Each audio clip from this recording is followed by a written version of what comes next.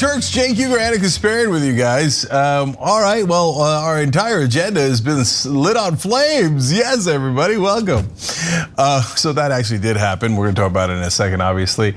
But we've got plenty of critique for Democrats and Republicans, and yes, some people who claim to be progressive leaders. So without further ado, let's rip into it. All right. All right, go ahead, Casper. Let's get to our first story. I've always said this, Brett. If I can't go home and explain it to the people of West Virginia, I can't vote for it. And I cannot vote to continue with this piece of legislation. I just can't. I've tried everything humanly possible. I can't get there. You're done. This is a no. This is a no.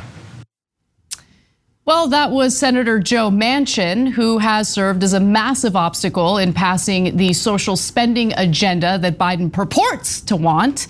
And he essentially placed that nail in the coffin over the weekend, where he announced that he will not be voting in favor of the Build Back Better agenda, essentially reneging on the alleged promises he had made to Biden, which anyone paying attention should not be surprised by. Now, he offered ridiculous excuses for why he's against the social spending plan. Inflation is one of those excuses. Let's watch. I have tried everything I know to do, and the president has worked diligently. He's been wonderful to work with. He knows I've had concerns and the problems I've had, and you know, the thing that we should all be is directing our attention towards the variant, the COVID that we have coming back at us in so many different aspects and different ways. It's affecting our lives again. We have inflation that basically could really harm a lot of Americans, and especially those who are most needy and having a hard time struggling right now. So I think that's where our attention needs to be directed towards immediately. Now, we've explained multiple times how inflation is not due to an increase in social spending.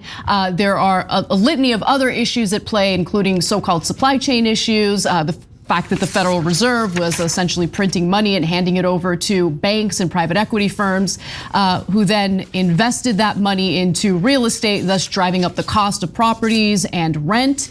But that's beside the point. We know that Manchin is full of it. He's lying to the American people, and that he is essentially completely captured by corporate interests and his own financial interests, which we can get to in more detail in just a second. But apparently Manchin got one of his staffers to go to President Joe Biden 30 minutes prior to that interview to essentially let the president know that he would be voting no on the Build Back Better agenda.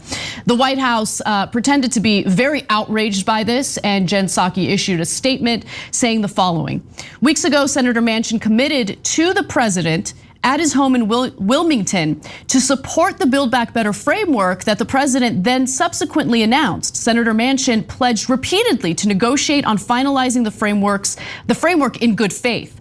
In his comments on Fox and written statement, if his comments on Fox and written statement indicate an end to that effort, they represent a sudden and inexplicable reversal in his position and a breach of his commitments to the president and the senator's colleagues in the House and Senate. Senator Manchin will have to explain to those families paying $1,000 a month for insulin why they need to keep paying that instead of $35 for that vital medicine.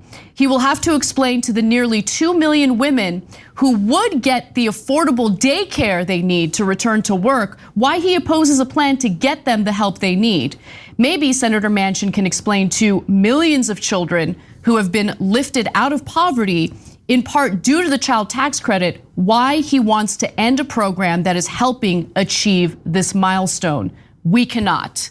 Now, Manchin responded to Jen Psaki. He did not take kindly to the tough pushback. We'll get to that in just a second. But Cenk, why don't you jump in? Yeah.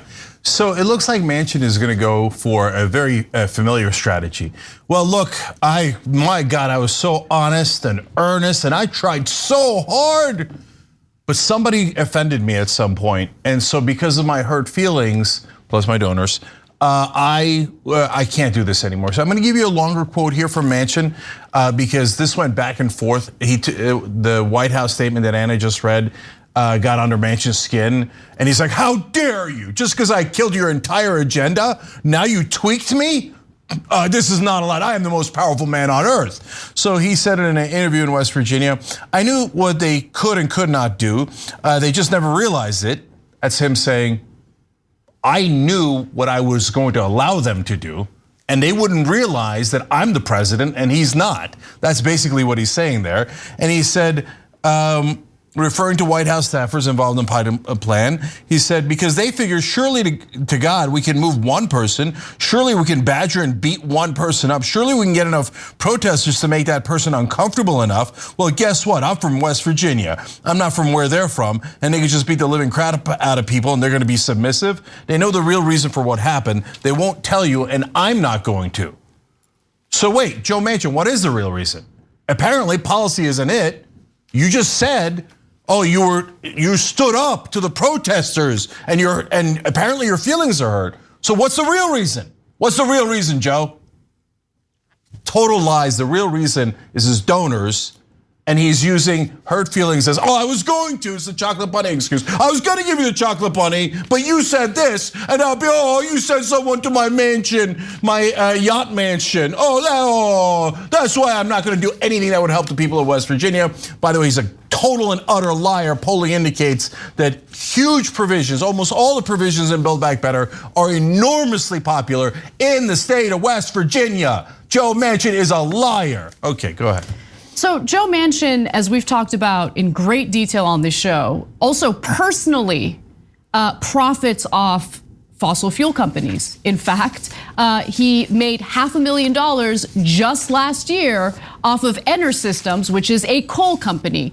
Remember, the Build Back Better agenda was supposed to be the government's effort in doing something in response to the climate emergency. He doesn't like that because that puts his own personal profits in jeopardy. But look, we know who Manchin is. None of this is surprising to us. What's infuriating is that his actions seem to be surprising to the Democratic Party and even some progressives. So I want to talk about that because there were 6 Justice Democrats in the House who voted against the bipartisan infrastructure bill, the corporate handout bill that Manchin wanted. And they understood that voting in favor of it and passing the bipartisan infrastructure bill would do away with all the leverage they had. But some progressives, like progressive leadership, Representative Pramila Jayapal, thought, no, let's just go along with the infrastructure bill because Biden has promised us that he will get a yes vote from Manchin on the social spending package. It didn't work out that way. So I want to go to Pramila Jayapal, who said this. Today, Senator Manchin has betrayed his commitment not only to the president and Democrats in Congress, but most importantly to the American people. He routinely touts that he is a man of his word, but he can no longer say that. West Virginians and the country see clearly who he is. No, but people have seen clearly who he is. I mean, it's been so clear to anyone paying any attention, which is why it was so important to avoid voting in favor of that bipartisan infrastructure bill. It was essentially a game of chicken, and progressive leadership caved, along with, of course, Democratic leadership in the House with Nancy Pelosi. Now, apparently Pramila Jayapal has no regrets. Ida Chavez from The Intercept tweeting the following: Jayapal says she has no regrets about the Progressive Caucus letting the bipartisan infrastructure bill pass and relying on Manchin's word alone. In fact, she said, quote, had we not passed the infrastructure bill, I actually think that would have been the day the senator said the Build Back Better Act is done, Jayapal continued. I think he would have walked away. And then finally, Jayapal thinks progressives' strategy on Build Back Better worked really well. I think our strategy was exactly the right strategy. No, she's gotta go. She's gotta go. That's an absurd statement. How could your strategy on Build Back Better be the exact right strategy if we don't have Build Back Better? If the bill didn't pass at all? No, that's absurd. No rational human being can believe that. That's like Trumpian. The bill that didn't pass was a great bill, and since we didn't pass it, we were great in performing our jobs in passing it. That makes no sense. Stop doing alternative reality. It's ridiculous. You sound like a Trump staffer. Oh, the bill we didn't pass was perfect strategy. No, your strategy was, look, now you're forcing us to say things in a ruder way. Because apparently we have to be clearer. Your strategy was an epic failure. There's no way around it. And it's not like we couldn't tell. We told you ahead of time, don't give away your leverage. We said it 1,000 times. And no, Manchin would have walked away if we didn't give him his bill. You're supposed to walk away and not give him his bill so that you retain leverage and you can go back to the negotiating table and get both bills. If you don't understand simple politics, then you shouldn't be the leader of a giant caucus in the House. Because I don't believe it. I think Pramila Jayapal is perfectly smart. I think what she's doing here is, I screwed it up and I went with a strategy for my own ego and because I wanted to be Speaker of the House and I thought if I played ball, they would make me Speaker. And now it blew up on me. Of course they were lying to me. Of course they played me for a sucker. And of course I misled my caucus. So why don't you just say it? No, I'm done with any of this. No progressive media is gonna pretend that you nailed it here. We're not right-wing media and we're not mainstream media. We tell the truth. Yeah, and one other thing I want to mention is, oftentimes the rebuttal to the argument you just made, Cenk, is, well, Manchin didn't really care that much about the bipartisan infrastructure bill. All right, we'll call his bluff on that. First off, let's say that's true. Okay, then the so-called worst case scenario would be you don't pass either bill. Great, I think that's actually better than what we have now, where you have the passage of a giant corporate handout bill that will privatize public infrastructure, but you don't have the social spending bill. So what?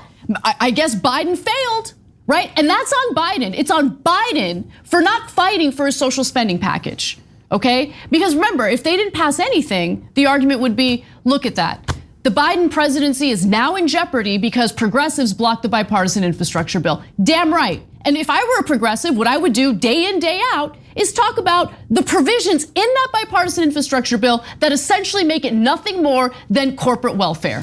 Besides which, none of it is true. Even if you loved the infrastructure bill or liked it enough, when you threatened to block it, Manchin was irate. Yep. He was all over TV and he was and he's like, how dare you, this is outrageous. It looked like he cared. The minute that you passed the bill that he wanted, that his donors paid for, all of a sudden he was like, I don't care about anything.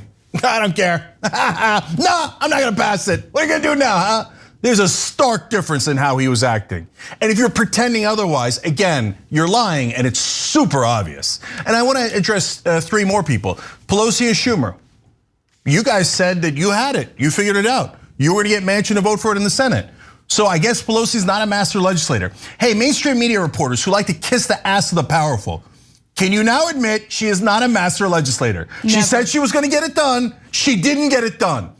It is an epic failure of Nancy Pelosi. No, Cenk. You're being unfair to the powerful, the poor powerful. How could you criticize them when they've done nothing but failure? How could you criticize them? You're gonna go mainstream media, you're gonna go cover their ass? You're gonna do marketing for them, right? Chuck Schumer, what'd you do? Loser, nothing. Total loser, okay?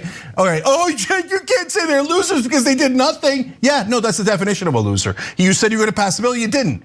Hence, you are an indisputable and empirical loser, which brings us to Joe Biden. You know what his poll numbers are now? 41%, and that's before Manchin bitch slapped him. And he did, that's exactly what that is. Politically, he said, oh yeah, I'm not gonna do your bill. And you said to everybody to trust Biden, and now you look like an idiot and a weakling. What are you gonna do about it? Sit there and bleed? That's what Manchin just told you, Joe Biden.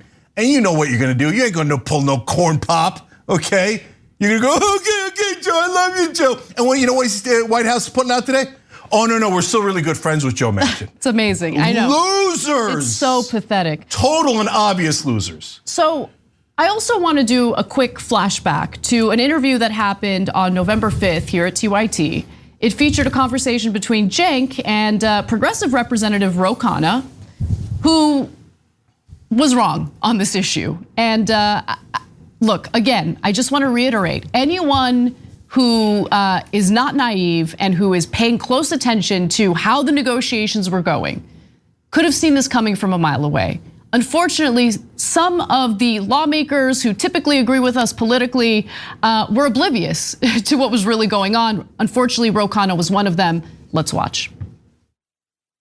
Now remember, Joe Manchin said that he gives you no promise at all that he's gonna vote yes. Right. So then he turns around and goes, well, I'm not gonna vote for it. I didn't promise you that I'd vote for it, so it's dead. You voted for my bill, you're a sucker. I'm not voting for your bill. I told you I wasn't gonna vote for your bill. What do you say? I don't take that because the president has said that he will deliver those 50 votes, and I don't think Manchin will tank the Biden presidency. So now that you have zero leverage, especially because you guys are not willing to threaten their reputation. No, I'm not convinced that Manchin and Sinwar that much. Let's get the bipartisan infrastructure bill passed. Certainly Manchin. I mean, I think part of it is just let's not spend money. So I'm not convinced we have that much leverage that he really wants the infrastructure bill. But that's a okay. All right, but whatever little leverage that is, would it instantly disappear? So if you have the vote today or you have it a week from now in the House, it doesn't really matter because either way, your leverage is gone in the Senate. So that's point one. And point two, you say, and every Democrat in the House, and the progressives, as everybody knows, I'm a progressive. I'm fans of the progressive legislators. You've been on our show many times. You've been incredibly generous with it. You've been honest. We appreciate all that. But since you guys are not willing to threaten outing their donors, there goes the second piece of leverage. So you have absolutely no leverage and you have no promise from Manchin.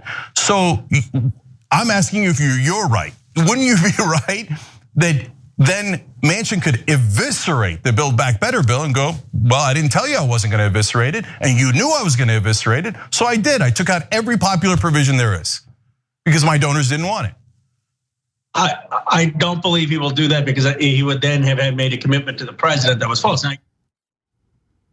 Okay, that was the day of the vote, and I want to give credit one more time to Roe for coming on. That is the position you just heard from him was not his alone.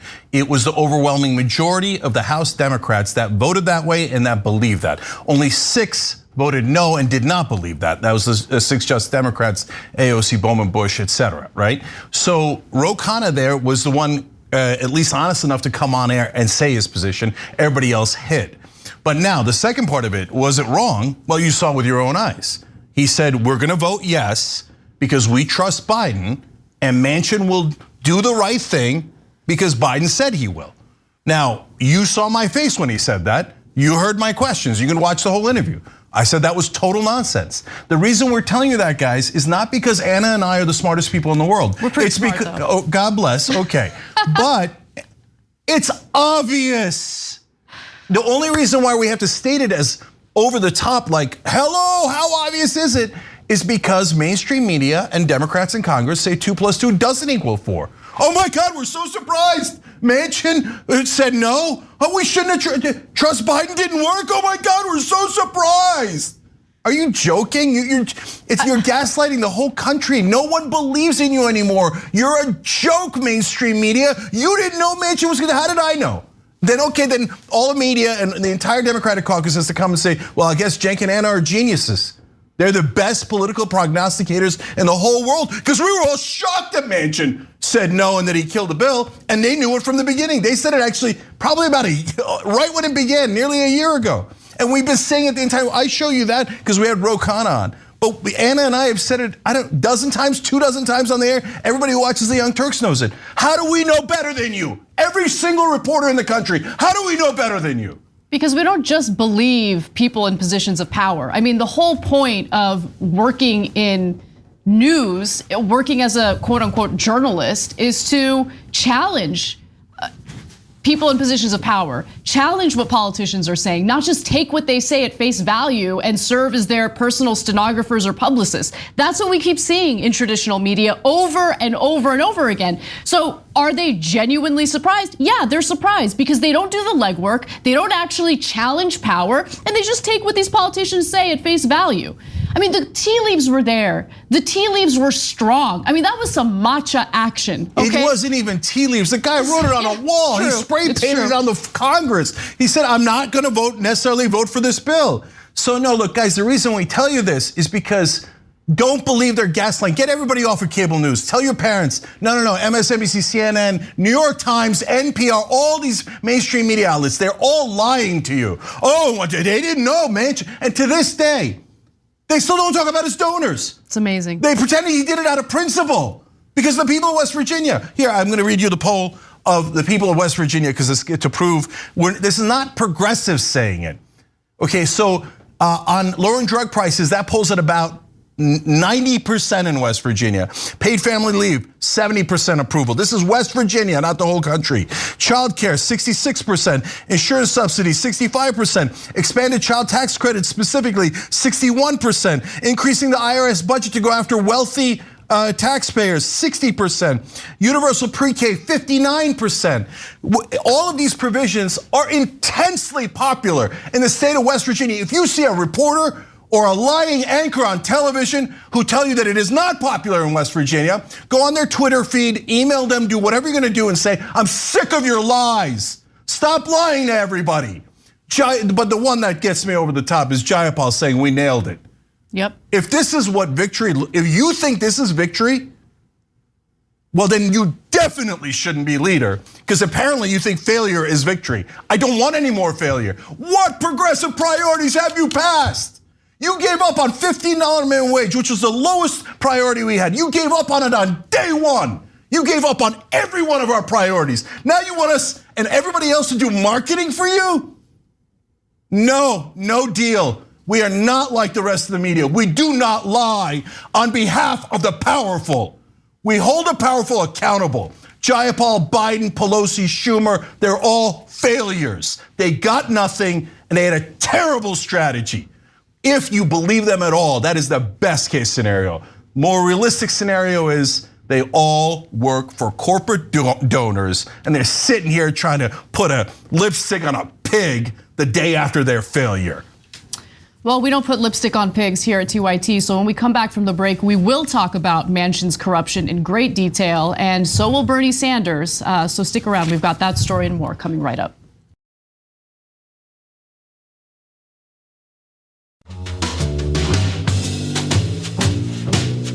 All right, back on TYT, Cenk, Anna, and Andrew with you guys. That's Andrew, yes, he just joined by hitting the join button below on YouTube. By the way, R.A. the Rugged Man is going to be on the show a little bit later to talk about the Tim Pool blow up. So live, stay right here, tell everybody, go share the stream. All right, Anna. All right, let's get to our next story. You know, I told Manchin, by the way, I'll pay for the damn poll in West Virginia on those issues. See how the people of West Virginia feel. Senator Bernie Sanders, much like any real progressive, is furious with Senator Joe Manchin and his unwillingness to vote in favor of Biden's Build Back Better agenda, the social spending package that would provide universal pre-K and all sorts of other programs that would materially improve the lives of working Americans. Now, not only is Sanders fuming about it, he's calling out Manchin for the corruption that actually fuels his decision on this matter. Something that, to be quite honest with you, I wish Senator Sanders did more of to the lead up in this moment, to this moment. Now, I really appreciated some of the specifics in this interview that he had. So let's just get to it. Here's Bernie Sanders calling Manchin out on his corruption.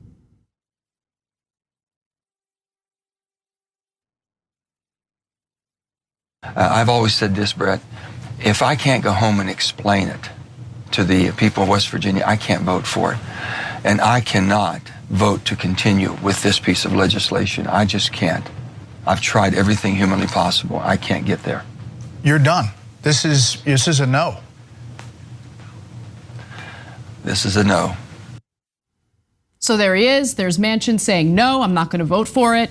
And here is Senator Sanders responding to him.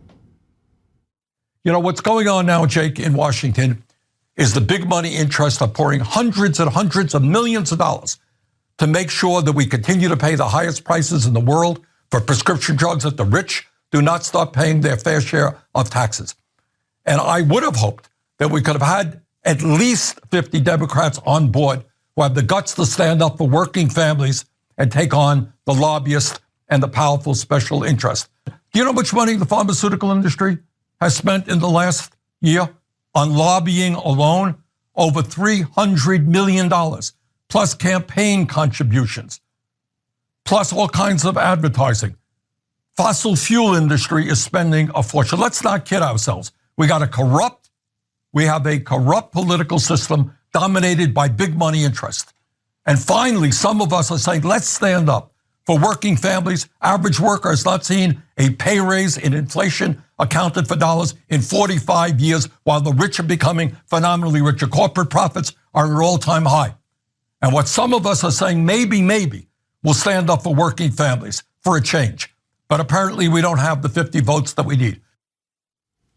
I'm going to go to another portion of his interview with Jake Tapper in just a moment, but I want to add some meat to the statements that Bernie Sanders made there, because as we've talked about repeatedly on this show, not only is Manchin corrupt because of moneyed interests, he's corrupt because he's also financially benefiting from fossil fuel companies. For instance, according to his most recent financial disclosure, Manchin gained $492,000 last year alone due to his non-public shares in a coal company called Enersystems, which records show is a contractor for a power plant in the state's north that burns waste coal. Meanwhile, Manchin's 2020 income for being a senator was $174,000. So he's making more than double from this one coal company.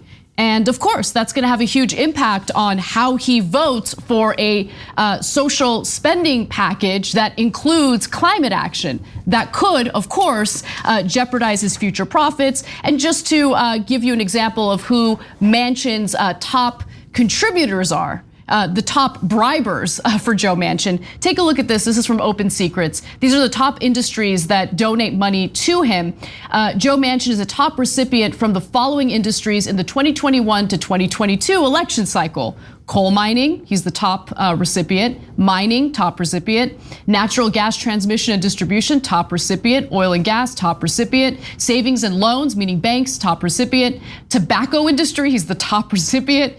Business associations, second recipient. For-profit education, he's in there. And of course, electric utilities, number 3. That's out of 535 members of Congress. Exactly, yep. Number 1 most corrupt legislator in the country. So I just want to thank Bernie. Finally, somebody used the word corrupt. Yes. That's what it is. And by the way, to everybody in mainstream media, you think you're reporters, but you don't realize it. You're playing a reporter. You're not actually a reporter. If you don't talk about how Joe Manchin takes all those bribes, you're deceiving your audience. You're doing marketing for the powerful. You're in marketing, you don't realize it. You're not a journalist at all. If you're a journalist and you tell me the millions of dollars that Joe Manchin has received from those campaign contributions don't affect his vote at all, you're an utter fool. Please stop. Go do a job you can do. No journalist thinks, actual journalist thinks, oh, millions of dollars. That would never affect a human being. Your only other option is, oh, I know it affects him. I know how much it affects him, but I won't share that with my audience. Well, again, you're not a journalist. So, and part of the reason why these fake journalists keep covering up for the powerful is because you don't have other powerful people saying, hey, he's corrupt, right? If you do, they'd have to pay attention because that other person also has power, right? And all the reporters in DC care about is power. Like the entire National Press Corps could be renamed Gollum, okay? They're just chasing after pressure, power. Oh, the audience, who gives a goddamn about the audience? We're not gonna tell them the truth. They're legalized bribes. If you don't think they're bribes, you're an idiot. Go do another job. Thank you, Bernie Sanders, for calling it what it is, corruption. By the way, pretty late in the game. Yes. Okay, but at least somebody finally did it. And now even Barbara Lee, AOC, Ilhan Omar, all beginning to use similar language. So, look, I think that the mistake that Bernie and other well-meaning progressives made in this process is they bought into this notion that you have to be civil in these negotiations, that you can't apply pressure or be harsh. In fact, Steve Clemons published some piece today about how incivility is what led Manchin to say that he's against the Build Back Better agenda. I mean, how naive and stupid can you possibly be to make that ridiculous argument? I mean, Biden went out of his way to do all sorts of favors for Manchin, including appointing his wife to a federal job that she wanted. Oh yeah, this is all about the lack of civility. Get out of here. But anyway, putting that aside, there's one other part of the interview that Senator Sanders had with Jake Tapper that I want to get to. Let's watch that. Chairman Sanders. Senator Manchin says he can't get there. This is a no. He's tried everything. What's your reaction?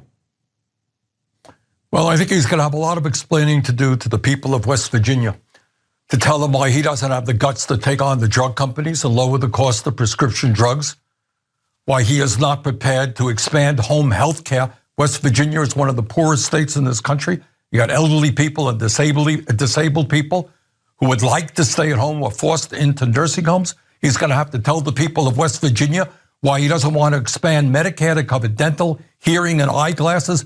I've been to West Virginia a number of times, and it's a great state, beautiful people, but it is a state that is struggling. And he's going to have to tell the people of West Virginia why he's rejecting what the scientists of the world are telling us, that we have to act boldly and transform our energy system to protect future generations from the devastation of climate change. I think that's a powerful message, and I just wish that message was taken to the state of West Virginia and that Manchin was politically beaten over the head with that, because fact of the matter is, as we know from polling, the Build Back Better agenda is incredibly popular, even among West Virginians. And one other thing I wanted to mention is that the Huffington Post reported that people familiar with the negotiations involving Joe Manchin on this very issue claimed that he was against the child tax credit because he believes that poor parents are going to use it on drugs. That's the kind of thinking that Joe Manchin is using to push back against something that would lift a giant percentage of children out of poverty in this country. Yeah, let's be more specific. 30% of kids were lifted out of poverty because of the child tax credit. So now we know that as a fact because it existed, right? So now 30% are going to go back into poverty because Manchin thinks that their families are losers who just use drugs and want the government money for that. Now, why does Joe Manchin think that? Because it's projection. He's a terrible person who is incredibly greedy and only cares about money. And so he assumes so do poor people, and so do middle class people. He doesn't understand that they're infinitely more decent than he is. He got to where he is because of how indecent he is. He told donors, I'll do anything for you guys. I have no morals at all. You want me to crush the working man in West Virginia? Done. Okay, so he assumes you're as much of a bad guy as he is. Oh, well, if we give him money, they just use it for their own good and for drugs and stuff, right? No, Joe, that's you. That's you and your family, by the way. Oh, there's no way we can go after Joe Manchin. Golly gee, we have no choice. There's nothing we can do. No, the only thing politicians care about is their beloved reputation. What is my reputation? I do that, right? All right, well, your daughter took $30 million and outsourced jobs in a golden parachute and outsourced thousands of jobs in West Virginia. Your whole family is corrupt. That's a fact. Yeah. Your son runs your coal company.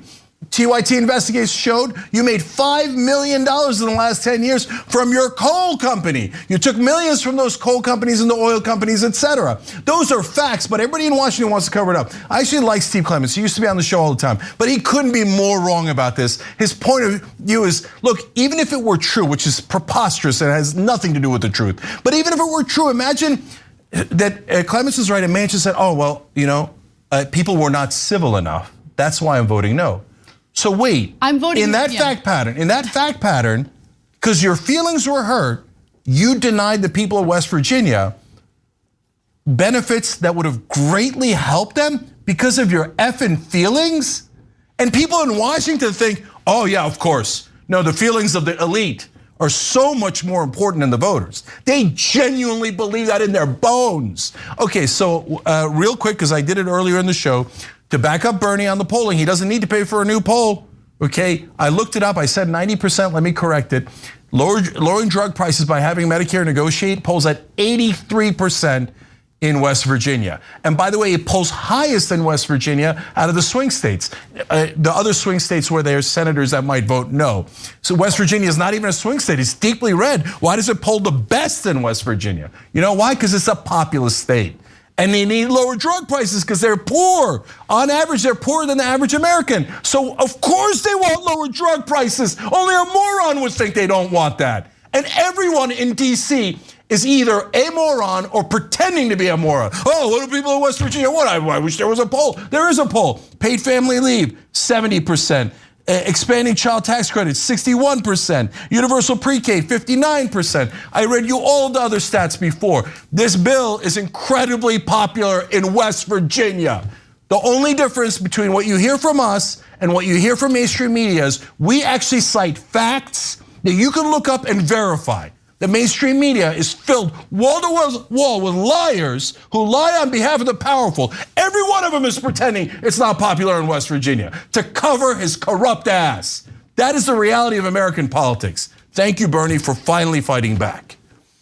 When we come back from the break, we'll watch Kamala Harris get super flustered when she's asked a common sense question by Charlemagne the God. We'll be right back.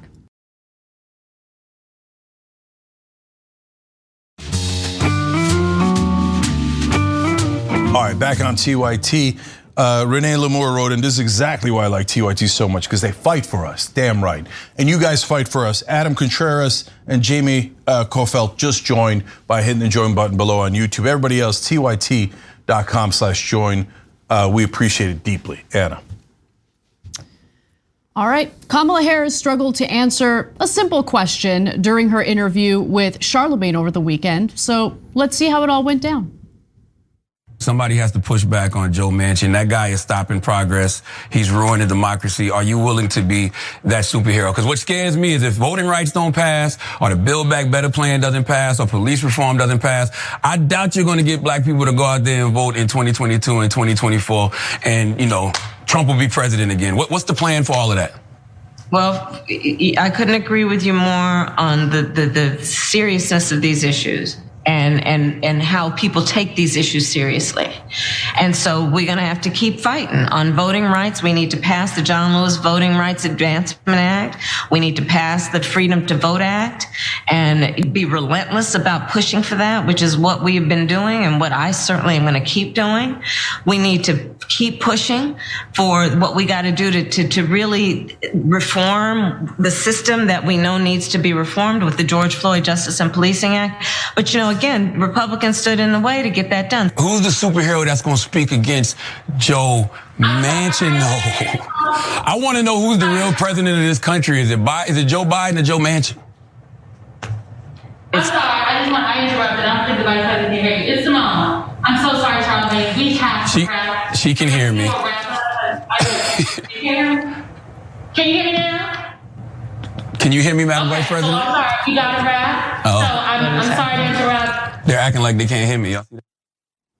So after Vice President Kamala Harris refused to answer the very specific question in regard to Joe Manchin, of course, Charlemagne does the right thing and asks the follow-up, repeats the question. And that's when Kamala Harris's aide, Simone Sanders, jumps in and tries to end the interview.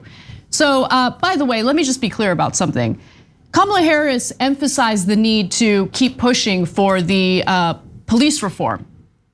And I just want to remind you all that that bill is dead. It's gone. They're not even considering it in Congress right now. So to say like we got to keep fighting for it, she knows full well that that bill is going nowhere. But she's of course listing a whole host of issues that in an effort to make it appear as though Democrats are still working on or fighting for various issues, when in reality she knows that's not the case. But stay tuned because the interview is about to get even more fiery in just a second, Cenk. Yeah, I don't know what Simone Sanders was doing getting it. Oh, you're asking a real question. I'm going to interrupt this interview. A real question broke out. We thought you were going to be soft. I mean, you're Charlemagne the God. Aren't you just like a funny guy or a fun guy or something? What are you asking a real question? This is embarrassing. The rest of the press, we have them locked up. And they never ask us real questions. And all they do is kiss our ass. You're not kissing our ass, Charlemagne. What's wrong with you, right? So, by the way, Simone Sanders now leaving the vice president's office. I don't know if this had something to do with it or if she just wanted to leave a sinking ship. But look, Charlemagne is going to be very polite here. He's going to ask exactly the right question that any decent journalist would ask. But we don't have decent journalists, we just have Charlemagne apparently that people will talk to. And he's way more polite than we are. Kamala Harris is definitely lying. They're not pursuing the George Floyd Act at all. Tim Scott said no and they dropped it. Anna's 100% right. And so half the other things that she mentioned, they're not pursuing at all. She's going on there to lie to the African-American audience. She gets called out an inch on it and she catches feelings. Yes, exactly. So if you think that was bad, you haven't seen anything yet, watch the second half of this interview. I can hear you. Oh, so who's the real president of this country? Is it Joe Manchin or Joe Biden, Madam Vice President? Come on, Charlamagne. It's Joe Biden. I can't tell sometimes. No. It's Joe Biden. And don't start talking like a Republican about asking whether or not he's president. Do you think Joe Manchin is a problem? It's Joe Biden, and I'm vice president, and my name is Kamala Harris. And the reality is, because we are in office, we do the things like the child tax credit, which is going to reduce black child poverty by 50%, on track to do that. Child tax credit is gone. The final child tax credit was deposited into the families into bank accounts for American families last week. That was the final child tax credit deposit. The extension of the child tax credit was supposed to be part of the Build Back Better agenda, which President Joe Manchin has said that he will vote against, essentially blocking the passage of that bill. Look, calling him president is a cutesy way of me saying, no, effectively, he is the president, okay? Joe Biden might have the title of president of the United States, but he's not the one who's been calling the shots. Joe Manchin, the senator of West Virginia, is the one who's been calling the shots. And guess what? President Joe Biden has allowed that to happen. He's given Manchin all these cookies, all these goodies. Oh, the honorable Joe Manchin refuses to ever play any hardball, refuses to ever apply any pressure to Joe Manchin. And now the chickens have come home to roost. We see what's happened to the Build Back Better agenda. Child tax credit, gone, done, finished. So you can't be bragging about that unless you actually accomplish the extension for it. So look, we beat up on the press all the time because they richly deserve it. But apparently all the journalists are hiding at Comedy Central. And they don't take Charlamagne lightly. He literally is asked better questions than any journalist in the country. So, and the reason why the other reporters don't ask the questions is because of the reaction that Kamala Harris gave. Basically, her answer was, "How dare you?" And Charlamagne doesn't care about it. He's already popular. He doesn't need Kamala Harris, okay? Whereas other reporters are worried to death about losing access. And if you ask a real question to Kamala Harris, you will lose all access. She'll never come on your show again, right? Why do you think it's an accident that establishment Democrats never come on this show? I remember when Harry Reid's staff told me over a decade ago we were banned. Why? Because we asked tough questions, real questions. If you have the answers, come on and answer them. They don't have the answers. They're lying. That's why. So now she does all that cutesy stuff. Joe Biden's president. Joe Biden's president. Like all of us. And by the way, do you notice she talks different to Charlamagne than she does to normal Washington D.C. reporters? You're such a fraud. You're such a fraud. Okay, and that cutesy line of, "I'm the vice president and my name is Kamala Harris." I don't give a goddamn what your name is. All I care about is action. Do we have voting rights? No, we don't. Police reform, you're a joke. I will vote for you. I'll bring pom-poms for you if you get the Republicans to pass police reform. You're a joke. You know that's a lie. Okay, you don't need the Republicans. You can get rid of the filibuster. You know who can get rid of the filibuster? Kamala Harris can. In effect, you do everything through reconciliation. The parliamentarian says no. Well, Kamala Harris is the vice president, the person who can overrule the parliamentarian. So if you didn't do it, it was you, and your name is Kamala Harris. And remember, they were unwilling to overrule the parliamentarian when this unelected person decided to say that a $15 an hour minimum wage can't be passed through reconciliation. That advisement essentially could have been overruled by the vice president, but they didn't do that, did they? Because they don't care about passing a $15 an hour minimum wage. Yeah, I'm gonna say one last thing about this. And people in Washington will just find any excuse to protect the powerful. So I'm sure they'll hate me for it, et cetera. I don't give a damn. K-Hive, you can do whatever you want, you ass kissers, okay? So she's going on there and pretending to be with the community while she's actively and purposely lying to the community. Exactly. Don't patronize us, please. I know it works in Washington, and I know it works with your zombie K-Hive. We're not interested. We tell the truth. The truth is, you haven't done any of those things.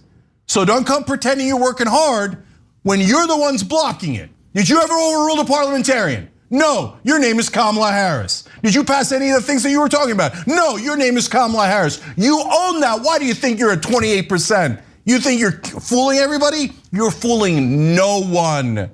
It's an act. And other than the people in DC, everyone knows it's an act.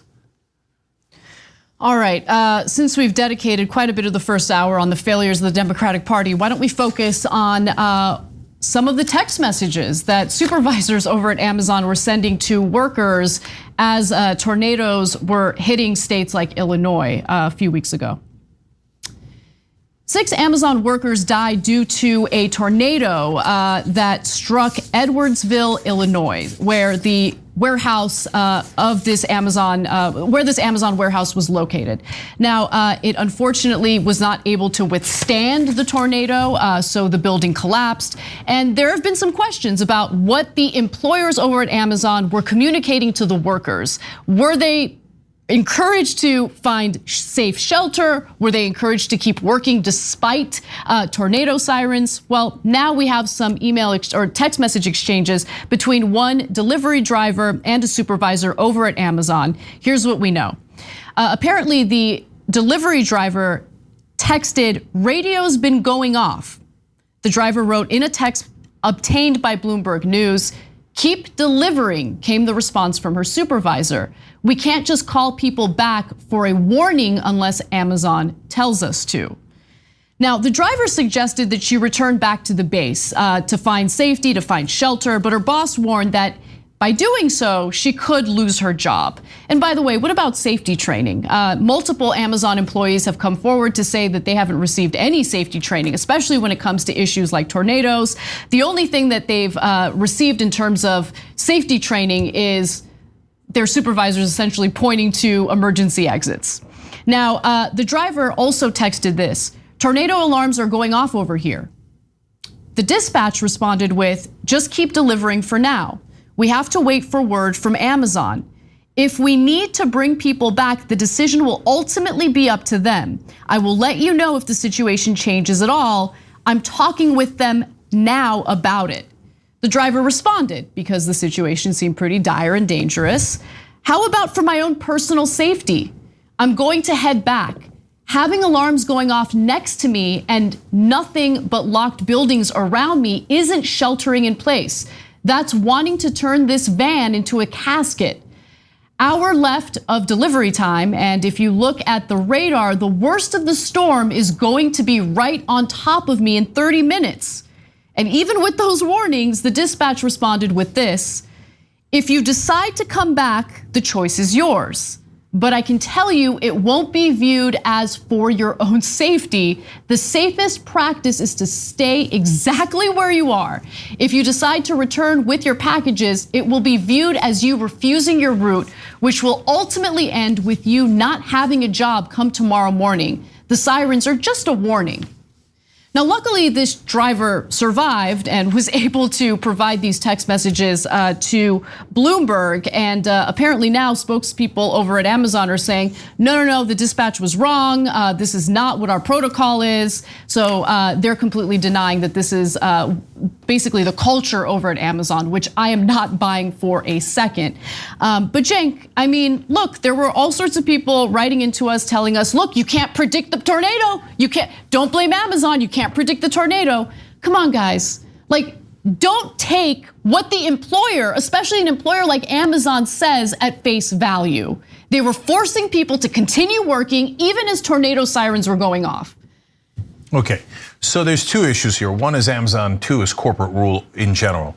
So in this case, the dispatcher clearly says, unless Amazon tells us to. On several occasions, they say that Amazon said to stay where you are and not to go to safety, okay? Now they can claim, hey, they thought it was safer to stay in the middle of a van in the middle of a tornado. But as the driver's saying, this is gonna be my casket. This doesn't feel safe at all. And they were right, it wasn't safe, and Amazon was wrong.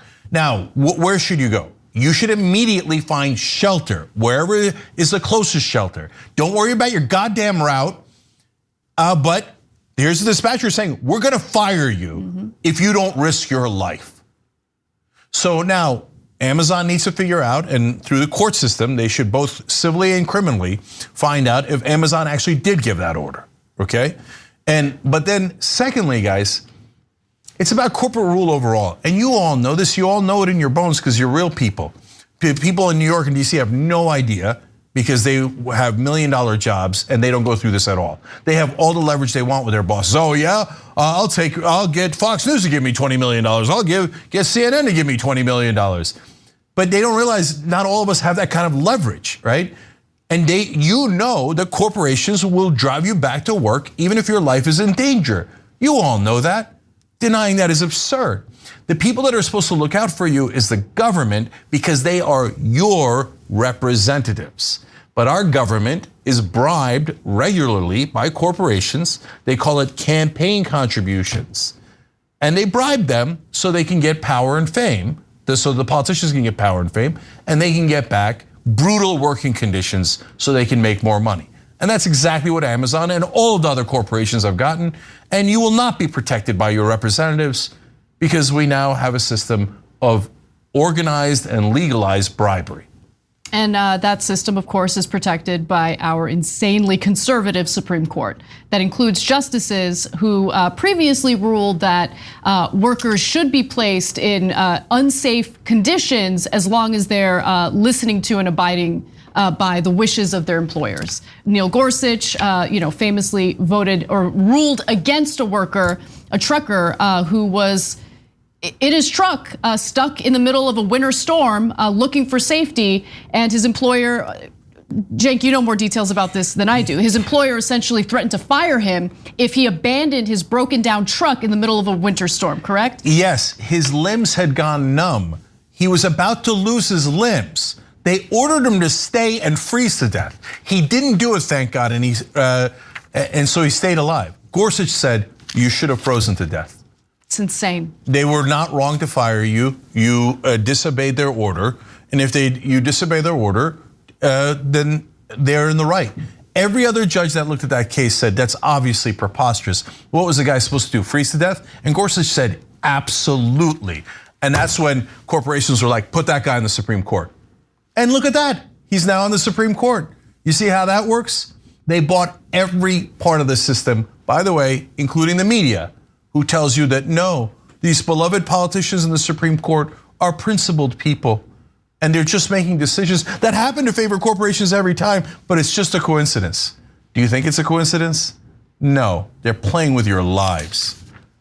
All right, we're gonna take a brief break, and when we come back, we are gonna have a fantastic interview, which you do not wanna miss, so come right back. Hey, I just wanna say, look, some of you might have seen the interaction R.A. the Rugged Man had with Tim Pool, and it's almost a fight. Well, he's in the studio here. Okay, so we'll see what happens here. Tell everybody, share the stream, like the stream, come back, and we'll get his side of the story as to what happened in the showdown. Thanks for listening to the full episode of The Young Turks. Support our work, listen ad-free, access members-only bonus content, and more by subscribing to Apple Podcasts at apple.co/TYT. I'm your host, Cenk Uygur, and I'll see you soon.